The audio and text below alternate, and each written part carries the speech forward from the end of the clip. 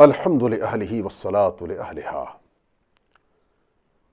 قال عز وجل في كتابه المحكم اعوذ باللہ من الشیطان الرجیم یا ایہا الذین آمنوا کتب علیکم الصیام کما کتب علی الذین من قبلکم لعلکم تتقون صدق اللہ مولانا العظیم۔ خواتین و حضرات، ماہ رمضان، ماہ قرآن، ماہ سیام، ماہ قیام، سید الشہور، انتہائی برکات اور خیرات کا حامل مہینہ رواں دواں ہے۔ اب ہم لوگ آخری عشرے میں داخل ہونے والے ہیں۔ اس حوالے سے دو اہم ترین عبادات کی طرف توجہ دلانا ضروری ہے۔ ان میں ایک اہم ترین عبادت جو سنت علی الموقدہ علی الکفایہ ہے،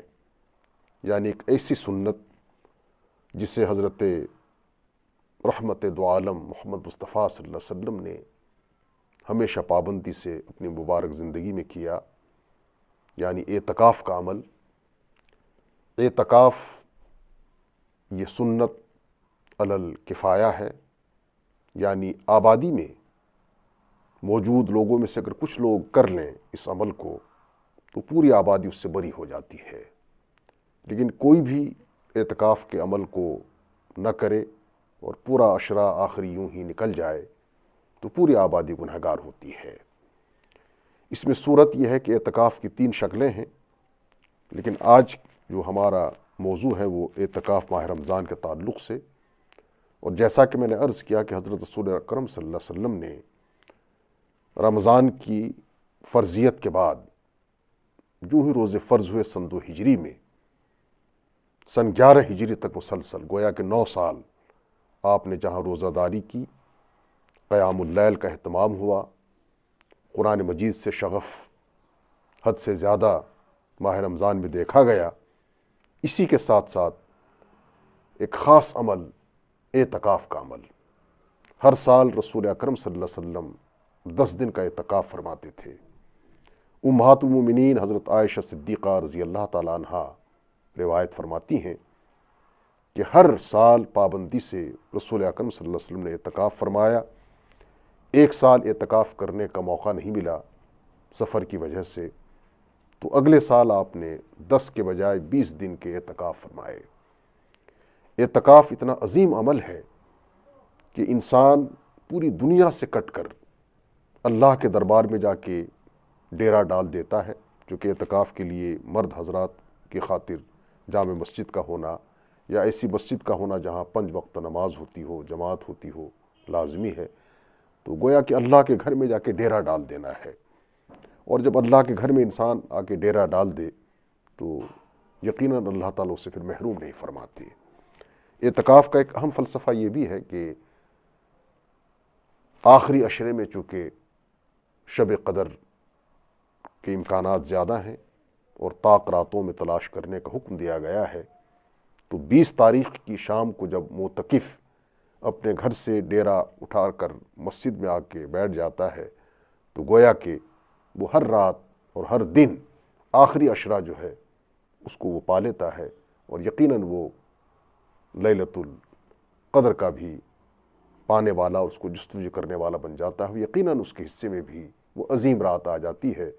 جس کے حوالے سے ہم جانتے ہیں کہ اس رات میں اگر کسی کو جگنے کا اور عبادت کرنے کا موقع مل جائے تو گویا کہ اس نے 83 سال 6 ماہ مسلسل عبادت و ریاضت میں اپنی زندگی صرف کی۔ تو اعتکاف اس کی اس قدر فضیلت ہے کہ ایک حدیث پاک میں رسول کائنات حضرت محمد مصطفیٰ صلی اللہ علیہ وسلم نے خوشخبری سنائی کہ جس نے اعتکاف کیا اسے 2 حج اور 2 عمروں کا ثواب ملتا ہے، اور معتکف اور جہنم کے درمیان 3 بڑی بڑی خندقیں حائل ہو جاتی ہیں۔ اس کا مطلب یہ ہے کہ معتکف کا جہنم میں جانے کا کوئی تصور بھی نہیں ہے، اس قدر اللہ کا قرب سے حاصل ہوتا ہے۔ تو آخری عشرے میں اعتکاف کا عمل سنت علی الکفایہ، حضور اکرم صلی اللہ علیہ وسلم کی ایک متواتر سنت، اکابر، مشائخ، بزرگان دین، صحابہ کرام، یہاں تک ازواج مطہرات بھی بڑی پابندی سے معتکف ہوتی تھیں، اعتکاف کے عمل کو مجال آتی تھیں۔ اس لیے ضروری ہے کہ مسلمان جہاں کہیں ہیں روزے کی حالت میں ہیں اور ماہ رمضان چونکہ چل ہی رہا ہے، اس عمل سے انسان پیچھے رہنے کی کوشش نہ کرے، آگے بڑھیں۔ اور خود حدیث بخاری ہے، ہماری ماں حضرت عائشہ صدیقہ رضی اللہ تعالیٰ عنہ فرماتی ہیں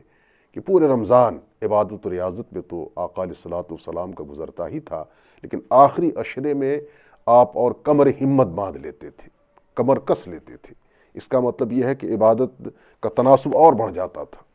مزید آپ قرآن مجید کے ساتھ شغف،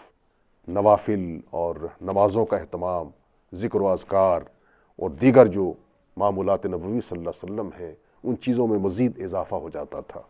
تو اس سنت کو اپنانے کے لیے معتکف کو ایک بڑا سنہری موقع مل رہا ہے کہ وہ اس آخری عشرے میں اس عمل کو ادا کرنے کی کوشش کرے۔ اللہ تعالی ہمیں آپ کو توفیق دے کہ ہم اس عظیم سنت کو، جس کو اب بہت سے لوگ تساہل سے اور سستی کی وجہ سے چھوڑ رہے ہیں، اس پر عمل پیرا ہونے کی توفیق عطا فرمائے۔ اسی کے ساتھ اس آخری عشرے میں جس اہم مسئلے کی طرف توجہ دلانی ہے وہ صدقہ فطر کا معاملہ ہے۔ صدقہ فطر یہ واجب ہے، گویا کہ فرض کے برابر۔ صدقہ فطر ہر اس شخص پر واجب ہے جس پر زکوٰۃ فرض ہوتی ہے، لیکن زکوٰۃ اور صدقہ فطر میں تھوڑا سا جو فرق ہے فقہی لحاظ سے، وہ یہ ہے کہ زکوٰۃ کے لیے اسلامی اعتبار سے پورے سال کا گزرنا ضروری ہے، انسان صاحب نصاب ہے، صاحب حیثیت ہے۔ اور آج کی جو تحقیق ہے جس پر تمام علماء ہمارے متفق ہیں اور اس پہ فتاوے دیے گئے ہیں کہ آج کی تاریخ میں ہندوستانی کرنسی کے اعتبار سے ہمارے پاس اگر تقریباً 50,000 روپے ہیں اور سال گزر گیا ہے، کوئی قرض نہیں ہے، کوئی پریشانی نہیں ہے، کوئی الجھن نہیں ہے، کوئی ایسا مسئلہ نہیں ہے کہ جس سے فوری طور ہمیں رقم کی ضرورت پیش آ جائے اور ہم اس میں اس کو لگا دیں، اس شخص پر زکوٰۃ بہرحال فرض ہے۔ اس کے لیے تو سال کا گزرنا ضروری ہے، لیکن صدقہ فطر کا جہاں تک تعلق ہے، اس میں صاحب نصاب ہونا تو بہرحال ضروری ہے، لیکن اس میں سال کا گزرنا ضروری نہیں ہے۔ یعنی ایک انسان کے پاس اگر ماہ رمضان میں کہیں سے پیسے آ گئے، کہیں سے تحفہ مل گیا، کوئی گفٹ آ گیا یا کہیں سے ہدیہ آ گیا، اتنی رقم اس کے پاس جمع ہو گئی جس سے وہ اہل بن جاتا ہے اور صاحب حیثیت بن جاتا ہے، تو اس کو صدقہ فطر ادا کرنا ہے۔ صدقہ فطر اپنی طرف سے، اپنی نابالغ اولاد کی طرف سے، اور جو بھی اس کی کفالت میں بچے ہیں، بچیاں ہیں، لوگ ہیں، ان سب کی طرف سے ادا کرنا ضروری ہے۔ اور رسول اکرم صلی اللہ علیہ وسلم نے یہاں تک فرمایا کہ جس شخص نے صدقہ فطر ادا نہیں کیا تو اس کا روزہ زمین اور آسمان کے درمیان معلق رہتا ہے، لٹکا ہوا رہتا ہے۔ اور پھر صدقہ فطر کا ایک فلسفہ یہ بھی ہے کہ ہمارے معاشرے میں، سماج میں وہ طبقہ جو پسماندہ ہے، غریب ہے، جن کے گھر میں چولہا نہیں جلتا ہے، عید کی خوشیوں میں وہ شامل نہیں ہو سکتے، ان کو بھی عید میں شریک کیا جا سکے، عید کی خوشیوں میں شریک کیا جا سکے، تو صدقہ فطر ادا کرنا ہے اسی آخری عشرے میں عید کی نماز سے قبل۔ اور اس حوالے سے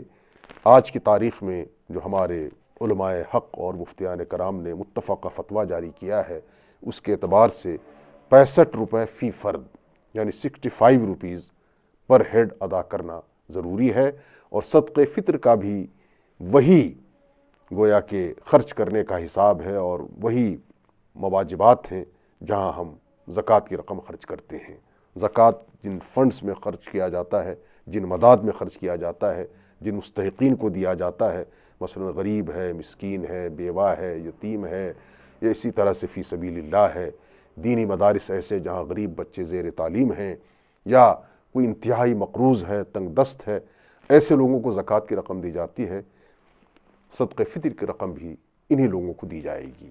اور ایک بات اور عرض کرنا چاہوں گا کہ اگر زکوٰۃ یا صدقہ فطر کے مستحق آپ کے ہمارے عزیز ہیں، رشتہ دار ہیں، اولاد کے بغیر، والدین کے بغیر، شوہر یا بیوی کے بغیر، بھائی ہے، بہن ہے، یا قریبی رشتہ دار ہے، ماما ہے، چاچا ہے، وہ اگر خدا نخواستہ مستحق ہیں، چونکہ پانچ انگلیاں برابر نہیں ہوتی، ان کو بخوشی دیا جا سکتا ہے، بلکہ اس میں ڈبل اجر ہے، ایک تو صدقے اور خیرات کا، دوسرے صلہ رحمی کا۔ اور پھر جیسا کہ فارسی میں ہم کہتے ہیں کہ اول ہو خیش بعد ہو درویش، پہلے اپنوں کی خبر لیں گے، اس کے بعد دوسروں کی۔ تو یہ رقم جن کا حق بنتا ہے ان کو پہنچایا جائے۔ اگر اپنوں کو آپ دینا چاہتے ہیں تو یہ کہنا ضروری نہیں ہے کہ صاحب یہ زکوٰۃ کی رقم ہے یا فطرے کی رقم ہے یا صدقے کی رقم ہے، انہیں ہم عیدی کے نام پر، تحفے کے نام پر، گفٹ کے نام پر، ہدیے کے نام پر پیش کر سکتے ہیں، اس میں کوئی قباحت نہیں ہے۔ تو ایک واجب اور اہم امر ماہ رمضان کی آخری عشرے میں اپنے روزوں کا فطرہ ادا کرنا، اور اس لیے بھی ضروری ہے، اللہ کے رسول صلی اللہ علیہ وسلم نے فرمایا کہ روزہ انسان رکھتا ہے تو اس میں کمی خامی رہ جاتی ہے۔ ہم کیا، ہمارا روزہ کیا، فاقہ کشی ایک ہوتی ہے صرف، اس کے جو اور تقاضے ہیں روزے کے،